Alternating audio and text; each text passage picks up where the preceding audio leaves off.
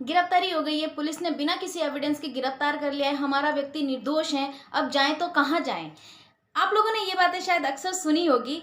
Hello everyone, welcome back on my YouTube channel. मैं रीना वर्मा स्वागत करती हूँ आप लोगों का अपने यूट्यूब चैनल में।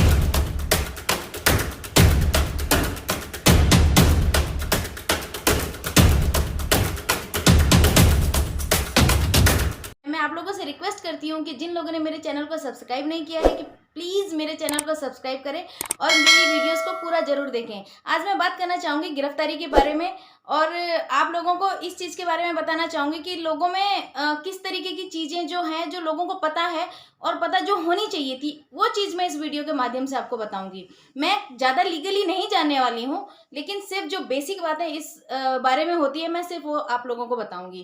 कई बार सुना है, आपने देखा भी होगा, किसी ना किसी ऑफेंस में, चाहे वो चोरी का हो, चाहे फिर बड़ा से बड़ा ऑफेंस हो, 376 जैसे ऑफेंस हो, जैसे कि रेप केसेस हो जाते हैं या फिर किसी के छेड़छाड़ के केसेस हो जाते हैं और मर्डर केसेस हो जाते हैं, अटेम्प्ट टू मर्डर होता है, कई प्रकार के केसेस होते हैं। और जो नॉन बेलेबल ऑफेंस होते हैं यानी कि गैर जमानती होते हैं, उसमें डायरेक्ट गिरफ्तारी होती है और पुलिस को अधिकार होता है गिरफ्तार करने का।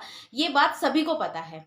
और जब गिरफ्तारी हो जाती है तो ऑब्वियसली सभी लोगों को परेशानी तो होती है कि अगर किसके घर से किसी व्यक्ति को उठा लिया जाए, वो चाहे कोई भी ऑफेंस हो, एक घबराहट और एक अड़बड़ाहट और एक डर जो आ जाता है इंसान के मन में, वो आना स्वाभाविक है। और मैंने कई बार इन चीज़ों को सुना है कि अब जाएं तो कहाँ जाएं। मैं कुछ चीज़ें देखती हूँ लोगों के बीच में कि कुछ लोग गलतियां कर जाते हैं। आज गिरफ्तारी हुई है, उनको लगता है कि 2 दिन में हमारा व्यक्ति जेल से बाहर आ जाएगा। और कुछ ऐसे लोग भी हैं जो आपको ये चीज़ें कहेंगे कि अरे गिरफ्तार कर लिए, आपके बंदे ने कुछ किया नहीं है, मैं 2 दिन में छुड़वा दूंगा।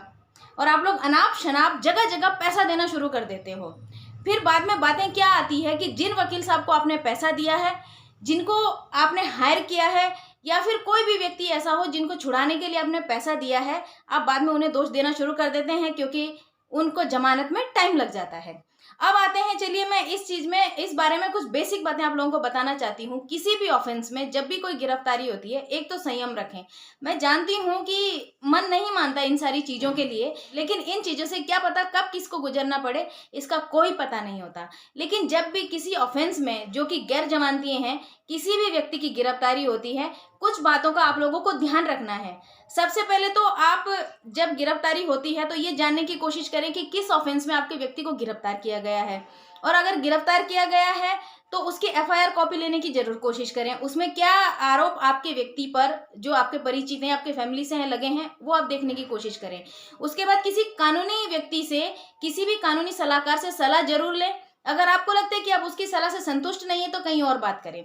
एक और जो मेन चीज है इन सब चीजों में, वो मैं आपको बता देना चाहती हूँ कि कोई भी ऑफेंस होता है 2 दिन, 4 दिन, 5 दिन, 10 दिन, इतने जल्दी किसी को भी जमानत नहीं मिलती है, क्योंकि कोर्ट भी टाइम लेती है और उसमें इन्वेस्टिगेशन चल रही होती है। 7 साल के कम के जितने भी मुकदमे होते हैं उसमें 60 दिन का टाइम लेता है। 7 साल के ऊपर के जितने भी मुकदमे हैं उसमें 90 दिन का टाइम होता है इन्वेस्टिगेशन के लिए। तो उसमें जब भी गिरफ्तारी होती है उसमें एक आईओ अपॉइंट किया जाता है, जिसे हम इन्वेस्टिगेशन ऑफिसर बोलते हैं, यानी कि हिंदी में जांच अधिकारी। वो हमारे केस की जांच करते हैं। आप हो सके तो जांच अधिकारी को सहयोग करें। उनको जो आपको लगता है कि आपके व्यक्ति ने ऐसा नहीं किया है, जितने भी आप सबूत जुटा सको वो उनको दें। ये नहीं कि सारी चीजें आपने पुलिस पे छोड़ दी, सारी चीजें आपने वकील पे छोड़ दी। अरे हमने तो बहुत बड़ा वकील किया हुआ है, वो हमारा काम करके ही देगा, वो हमें जमानत करा के देगा, यहाँ से नहीं तो हाईकोर्ट से करा के देगा। लेकिन ये चीज आपकी बहुत बड़ी गलतफहमी है। केस को अगर आपने मजबूती से लड़ना है तो आपको खुद भी उतरना पड़ेगा, खुद सारे सबूत इकट्ठे करके देने होंगे, खुद आपको आयोग के पास जाना होगा, उनसे रिक्वेस्ट करनी होगी कि आपने जिस व्यक्ति को गिरफ्तार किया है, जो भी गलतफहमियां हुई हैं या जो भी चीजें हुई हैं, वो उस केस में इन्वॉल्व नहीं है। और जमानत के लिए जल्दबाजी ना मचाएं जैसा कि आप लोग करते हो।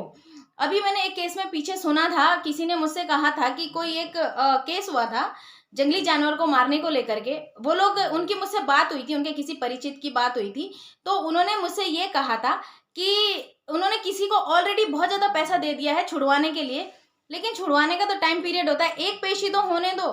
14 दिन की न्यायिक हिरासत में सबसे पहले भेजा जाता है, आप उसका तो वेट करें, क्योंकि अब जेल हो चुकी है, उसके बाद आपने उसके आगे की प्रक्रिया करनी है।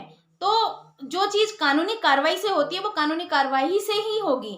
उसमें ऐसा कुछ नहीं कि आपकी मर्जी से कुछ भी हो जाएगा, कि आप चले गए तुरंत किसी की भी सोर्स लेकर के और वहाँ बैठ गए कि हमारे फलां व्यक्ति को आप छोड़ दो। तो पुलिस ऐसा नहीं करती है। एक और बात मैं आप लोगों को बता देती हूँ, एफआईआर जब लिखी जाती है किसी भी व्यक्ति के खिलाफ, उसे स्वयं वो व्यक्ति जो लिखता है वो भी उसे फाड़ नहीं सकता, वो भी उसे मिटा नहीं सकता।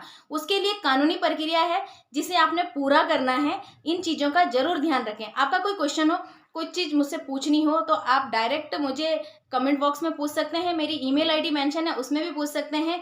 अगर आप लोगों को मुझसे बात करनी है तो आप मुझे मेल लिखें।